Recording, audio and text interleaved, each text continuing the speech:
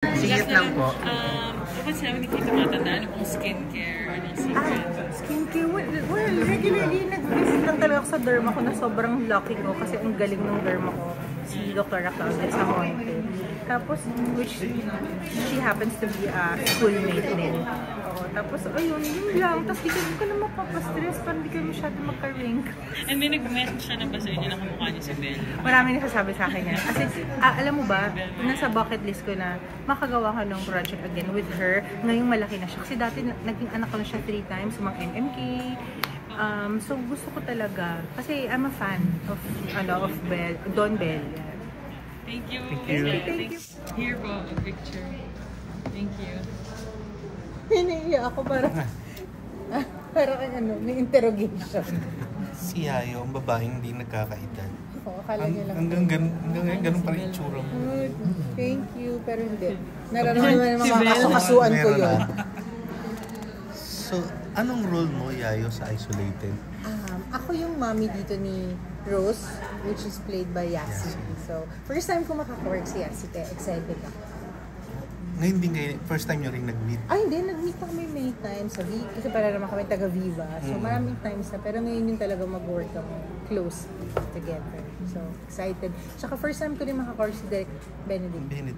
Yes, kaya happy. Tapos nga, di ba, it's a suspense thriller. So, kakaiba naman siya sa... Usually kasi, di ba, nahihilera ako sa mga drama, ganyan. So, ngayon, excited ako kasi maganda. Maganda yung story.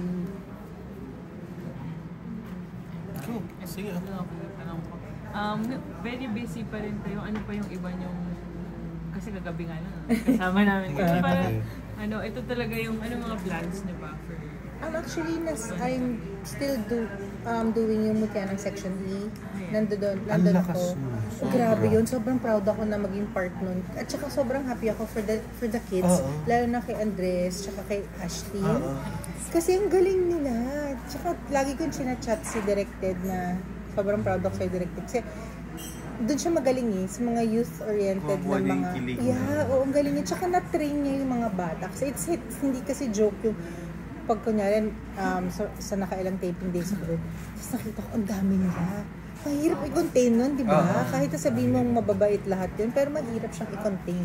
Tapos mahirap pa yung mga shoot nila kasi nasa maraming location gano'n. Pero yun, tutuwa ako kasi talagang ang ganda ng receive ng mga tao sa Mutian Section. And I'm also doing Drug War under Rain Entertainment. Yun. Tapos ito. Kasi before, sa Gmic pa lang, expose na kayo sa mga youth-oriented. So, ano nako-compare niyo yung mga love team noon, love team ngayon? May kaibahan ba sa mga kabataan sa showbiz? Feeling ko lang. Noon kasi medyo nahihiya pa yung mga bata. Kumbaga, kasi diba, culture naman natin yun, di ba? Yung parang yung mga ganun, mahihiya ka, ganyan. Ngayon parang, syempre, mas modern na, iba na yung mga bata ngayon. Ika nga, di ba, may mga Gen Z, may whatever, may woke culture. So ngayon parang mas open talaga sila. Hindi katulad dati, parang bawal mo kung sabihin na mag-boyfriend kayo, kung di pa kayo nasa set, di alam mo ibang actors, ganyan. Pero, okay naman. I think nag-evolve talaga yun kasi as we go along, yung nag-evolve yung panahon, yung lahat ng nag-iiba. So, nag-iiba rin yung mga bata. Ilan taong ka nung nag-bagets ka? 16. Kaka 16 ko lang. So, tingin mo naging normal yung buhay? Oo naman. Super normal naman so far. Siguro feeling ko yung pinaka-hindi lang naging normal yung nag-asawa ko ng maaga. Ilan taong ka ba nag-asawa? 16. Nung ginawa ko yung bagets, kaka-16 birthday ko lang. Tapos yun, doon ko nakilala si William. Tapos yun nagtuloy-tuloy na. Nagpakasal na kayo na pwede naman. Hindi. Kasi kinasal kami sa States. Bale, nag-live-in muna kami ng 4 years. Kasi 1983 kami naging kami. Tapos 87 napunta kami ng States. Kasi immigrant ako ng nanay. So kami kinasal 87. 16 naman. Anong nasa isip mo? Alam mo, seryoso, nasa isip ko lang nung 4th year high school ako. Di ba may mga career talk? Tapos anong gusto mong para you know what whatever papakinggan mo na talk. sabi ko, hindi ko alam, parang naisip ko, gusto ko lang maging housewife.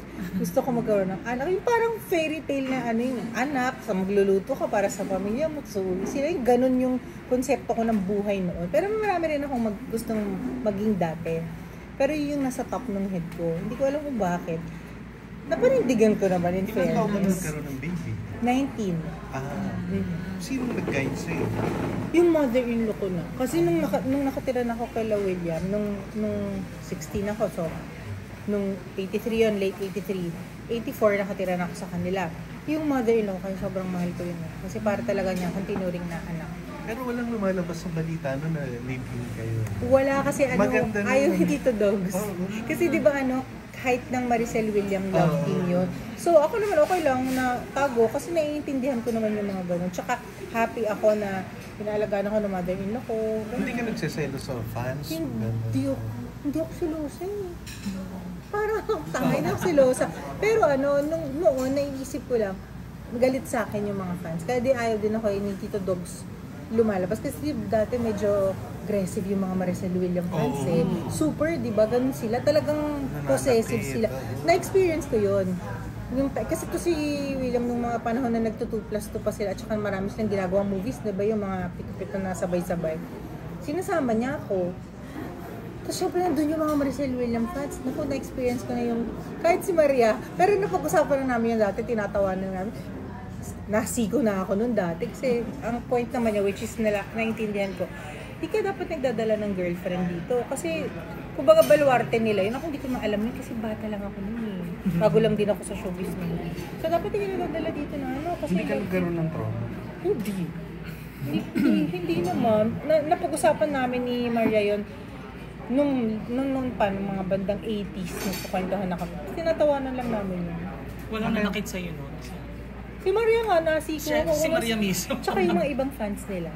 Anong ginawa sa'yo? Yung halos ikisurin ako, yung gano'n. Tapos, sinasabi ko na kay William nung time na yun, pauwiin mo na ako, nga akong dadalhin dito. Kasi wala rin naman akong ginagawa, dumunga lang naman ako. Ano hindi ka nagkakaedad ang itsura? Parang wala lang. Ay, wala hindi mo akong pake, hindi ko dinidibdib kahit ano. Pero may mga days din ako, may mga moments ako na a few times a year. Nadidibdib ko, pero ako lang mag-isa. Tapos mga 2 days magsasulk ako. After na nalala. Tsaka wala kang controversy, no? Hindi mo pinapatulan. Hindi talaga. Parang kagabi natanong din ako tungkol dyan. Tungkol nga kay William yung mga pinagsasabi niya sa mga interview niya. Sabi ko na lang kay Tito Jerry, sabi ko, kasi less talk, less mistake. Tsaka wala naman akong kailangan i-explain. Wala akong kailangan i-prove. Sorry. Ano ba yung mga major? Sa totoo lang, wala naman akong pinagsisisihan sa 25 years namin na mag-asawa. Wala. Kasi syempre, nagkaroon kami ng 4 na anak. And I'm so happy. Yung mga anak ko, kasama ko. Sa poder ko, in all fairness naman, napag-graduate ko sila lahat nang ako lang mag-asawa. Proud ako sa sarili ko kasi very independent ako. Tsaka, natutunan ko rin na, kunyari, may mga bagay na hindi mo na rin mapipilit. Pagka na-try mong i-work out, pero parang di ba, na-try mo na pero ayaw mo na ipilit. Siguro talagang pag may baka ng course sa buhay na kailangan mo i-take mo na yun. Tapos dun ka nababangon. So, dami ko natutunan to be independent, na kung paano na kami lang mag-iina yung you and me against the world kami. So, sobrang happy ako. Pero ngayon, it's a different phase kasi lahat ng anak ko nagtatrabaho na, yung 4. So, ngayon, concentrate. Sobrang happy ko. Concentrate na lang ako sa sarili ko, which is, natutuwa ako kasi hindi ako nawawala ng work. Kaya sobrang thankful ako sa Viva. Tsaka lagi nila akong pinapayagang gumawa ng project sa labas. Viva artist ka ba? Viva. Artist agency? Parang 7 years na ako. Pero originally, nung Bagets time, in-endorse ko ni Tita H.C. Benedicto kay Boss Vic talaga. So, sobrang happy ako na bumalik ako, which is yun yung tamang ginawa ko. Pero ang layo, ikaw ba naisip pa rin magkaroon ng partner? Yung imagine mo pa rin sarili mo? May partner. Hindi may boyfriend ako. Wow. Feeling Na-meet ng, Pwede ng, naman. ng dad ko. Kasi bumibili siya ng speaker. Sa Santa Rosa. Oh my God, sino yung daddy mo? Sabihin mo sa akin, oo. Oo. So happy naman pa. Happy ako, pero para magpakasal ulit. Ilang years Hindi na kayo? 4. Talaga. Oo. Saan kayo nagkakilala? Friend ko siya, hindi siya showbiz. Pero medyo So, showbiz yung magka-age family niya. Hindi, mabata siya ng 4 years sa Medyo akin. showbiz ang family. Oo. Yan yung masasabi mo bang parang second chance of ano yun? Na magiging masaya? Oo. May mga bagay na na-experience ako sa relationship na to na never gonna experience sa 25 years na mag-asawa. Oh, ano yun? Kasi yung, like now, I get to travel. Dati hindi kasi syempre 4 na anak mo, di ba? Tutok ka, hands-on ka. Tapos, marami. Basta yung, syempre, magkaibang ugali. So, ngayon, feeling ko, deserve ko na yung naaalagaan ako, di ba?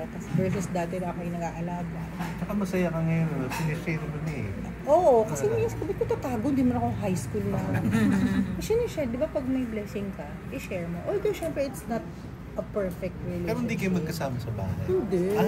Siyempre, Talagang parang boyfriend. Oo. High school. Ayoko mag-asawa na. Parang napag-usapan na namin. Tapos na ako sa ganun. Pwede naman maging masaya na in a relationship pero walang marriage. Para walang pressure. Kaya na. Uy, thank you ha. Nag-share ka. Thank you. Nakakatuwa.